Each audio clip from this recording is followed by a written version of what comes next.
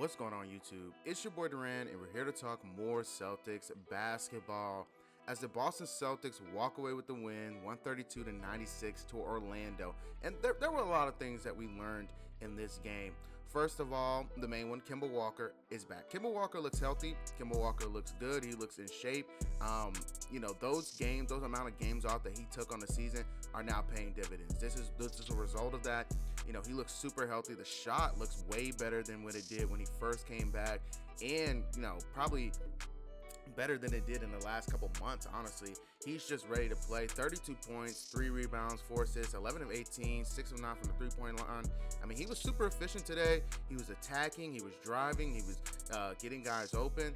Kemba Walker looks really good right now. And then another surprise, another guy that's healthy, getting healthy right now at the right time, Evan Fournier. I've been saying this for a while. Evan Fournier is the key. Like, we need this guy to be a contributor for us to really have an edge. 18 points, 5 rebounds, 4 assists, 8 of 14, 2 of 5 from the three-point line. He looked really, really good today. He looked really healthy. He's got a lot of, he's got a lot of, pep in his step now. He looks way better than what he did when he first came back from COVID. And, that's why I really wasn't killing him when he came back, because he's now starting to shake off the effects of COVID, and he's starting to look way better, more like the player that we thought he was going to be when he first got here, and how he was right before he kind of went out with COVID. He's looking really good. What else can you say about Jason Tatum? Just completely dominant in this game. The turning point, I think everyone saw this, is when Mo Bamba blocked Jason Tatum and just, started talking junk, drew the technical foul. And then Jason Tatum just went off. I think he scored like 11 straight points in like 2 minutes. He had 27.7 rebounds, 3 assists. Clearly the best player on the court, and just kind of took over this game, really, and kind of, closed the door in the third quarter, and the Magic just had no answer for him. It was just ridiculous. Overall, I would say the defense has gotten way better over the last few weeks, and we saw that today. They looked really, really good. They communicated, they look succinct, like everyone's moving, everyone's getting and closing out. We look way better on defense, in my opinion, and that's really what I was mainly looking for. But in my opinion, if we want to get to where we want to be, we're gonna have to defend. We're not gonna have to outscore teams. That's not our style. That's not who we are. But having the defense play this way, having the defense, communicate, having them close out better on these 3-point shots, it's a plus. It's a plus for real, especially even if against an Orlando team that doesn't have much talent. They look way better. Just technically, they look really, really good fundamentally, I meant. Moving along, Marcus Smart went 1 of 6, but this was a good game for him, in my opinion.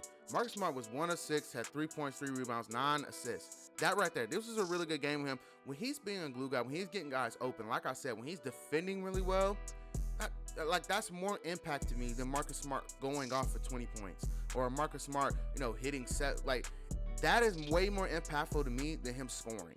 Like, when he is getting guys open, when he's truly running to a point guard position, and he's playing hard, and he's being that glue guy, Marcus Smart is a good player, and this is a really good game to him. We got more Rob Williams. We got Rob Williams finally starting in this game with Tristan Thompson being out. And, overall, you could just see the impact. His passing ability just makes it so easy for them to run PNR. And then Evan Fournier and Kemba Walker being really good catch-and-shoot players. This is a really good lineup. I really like this rotation a lot. Moving along, let's talk about some of the bench players. Aaron Nesmith didn't have that good of a game, but he played very well. Like, you could see the continuation of him starting to kind of submit himself with some type of minutes in his rotation. I'm not sure he'll get minutes in the playoffs, but he has surely earned way more minutes than Semi Ojeleye. I just don't get why Semi Ojeleye is even playing over Jabari Parker. Semi Ojeleye starting should be a felony by Brad Stevens. Him playing should be a misdemeanor. Semi Ojeleye, I'm just over this guy. He looks horrible. He just looked bad out there. Him and Grant Williams. Grant Williams' bad games looked like a complete Shaq in a full montage. That's all this game was for Grant Williams, was a full-on Shaq in a full montage. He looked awful out there. Like, Grant Williams just looked bad. There are just so many up and down games with him. Like, Grant Williams this season has just disappointed. His bad games are just like buffoonery. They're just terrible. They're bad decisions. There's just a guy trying things that you don't practice. Y'all ever seen that clip with I forgot who was the coach, Patrick Ewing. He's coaching this Georgetown, and it's the kid who shoots the shot. And he's like, "Do you ever practice that shot? Have you ever practiced that shot? You know, you don't practice it, so why are you doing it?" Those are things with Grant Williams. Like he's doing things in games that I know he does not practice. He's trying things in games that I know he does not practice. And he just looks awful. It looks clownery. It's bad. Grant Williams has just been awful. I'm just so befuddled. How is this guy getting minutes over Jabari Parker? I don't get it. Grant Williams came in, played, not Grant Williams, but Semi Ojeleye also. How did they get more minutes than Jabari Parker in this one? Grant Williams came in, played, and looked horrible, got yanked. Semi Ojeleye was just a detriment to the team. Like when he came in, Orlando went on a run. He was awful. He looked lost. I mean, he's just getting beat to spots and throwing up bricks. Well, I just do not see the point of Semi Ojeleye playing anymore. I don't see the point. I know I was saying 2020 Semi Ojeleye, 2021 Semi Ojeleye. I'm just done with this guy. He looks bad. Really, really bad. And so is Grant Williams. Grant Williams' bad games are just Shaq'd in a full montage. It is just a full-on Shaq'd in a full montage, a full-on collection of lowlights. That's what it is. Like, Grant Williams was just awful in this game, and he only played 8 minutes. If you know you are truly terrible if I have a lot to say about you and you only played in 8 minutes of the game. Horrible. Let's move on. Let's talk about more good. As I don't even want to get get in a bad mood because of that. Peyton Pritchard played really great, man. Peyton Pritchard is going to be a player. I know there's questions about whether he's going to get playoff minutes. Peyton Pritchard, I feel like, has cemented himself in this rotation. He should absolutely get playoff minutes. That guy is shooting the lights out. He's playing really well. He's playing hard on defense. He's penetrating. He's attacking the rim. He's where he's supposed to be. Peyton Pritchard is playing like the true blue, the true blue type of player that you want when you coming off the bench. Like, he's playing a true blue role player. He's filling that role. He's a role player and he's playing it to the exact what they want of him. But overall, this is a really good game. Think of this these last like 5 or 6 games as kind of like Manifest Destiny. When we were talking about, when they were first getting America together and they had to get all the states and they talked about Manifest. Think of that. Think of the Celtics season as Manifest Destiny. Because in my opinion, I feel like they have to win every single one to get to that 5th seed. To get to that 5th seed, I think they have to win every single one of these games. Right now, they're a 6th seed. They really need the Hawks to drop a game. That was really close, but the Hawks just ended up blowing the Suns out, who were on the second night of a back-to-back. But they're really close. They just really got to win it. And this is the type of schedule you want, trying to close into the season. Look, listen to this. They've got the Bulls next game. They should blow them out. They got the Cavaliers Wednesday. They should blow them out. And in between that, you got Miami Heat twice at home.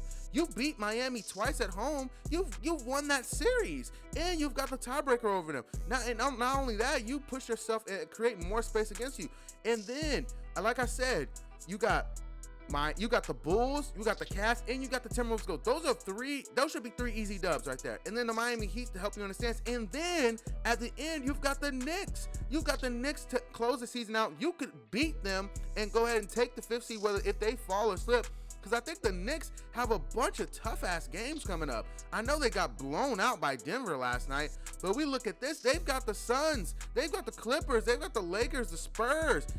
They're going to drop some games. And then they got us to close it out, and they've got the Hornets. The Hornets with LaMelo Ball and possibly with Miles Bridges and them back by then. You look at that, the New York Knicks might fall. They might fall in this stretch run. And I think that we can really capitalize on them by that last game. These last games, I feel like they've got to win every single one. I think they've got to run a table. I know they've got a back-to-back coming up, but I think they got to sell out. Like, you should not rest Kemba Walker. This is the playoffs right now. I feel like Kemba Walker can handle one back-to-back. I feel like I do. So I think it's a Heat and Cavs, so you can't drop that Cavs game. Even if you beat the Heat, you can't drop that Cavs game. You got to win. I truly believe they've got to win every single one of these games. Well, we'll see whether they'll be able to put that together, but hopefully, I think we saw a report Jaylen Brown will be back Sunday. So really, they've only got Chicago left to beat, and then they've got Miami twice, Sunday and Tuesday, and they should be full health for those games if everything goes right against Chicago. And yeah, overall, this is a really good game, guys. We take one more step closer to where we want to be. And we just keep rolling. As always, guys, I have nothing left for the video. Like, comment, and subscribe. Peace.